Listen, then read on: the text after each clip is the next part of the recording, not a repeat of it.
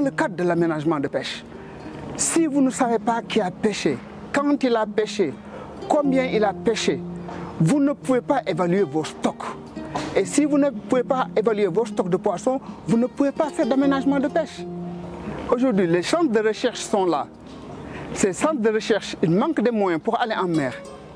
Si les compagnies qui sont là ne leur donnent pas les bonnes informations, si les compagnies qui sont là ne pêchent pas dans les zones où ils sont supposés pêcher, mais c'est la catastrophe pour les pays.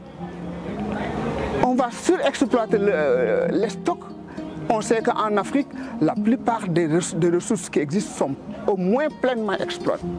Aujourd'hui, quand on parle d'une société mixte, elle doit utiliser des navires qui pratiquent une pêche responsable.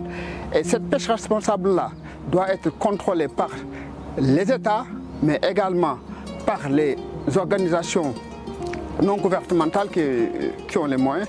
C'est dans ce cadre, nous, Global Fishing Watch, que nous voulons aider les États, surtout les États africains, qui n'ont pas très souvent les moyens pour aller en mer. Nous nous proposons de leur donner une image de ce qui se passe dans nos zones de pêche. Aujourd'hui, on ne peut plus se cacher en mer.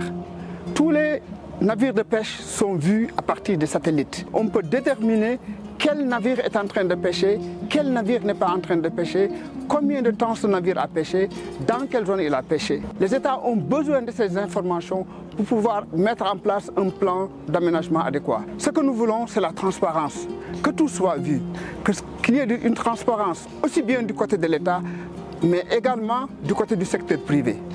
C'est pourquoi aujourd'hui, nous nous positionnons au milieu entre les deux parties comme outil permettant de concilier les positions.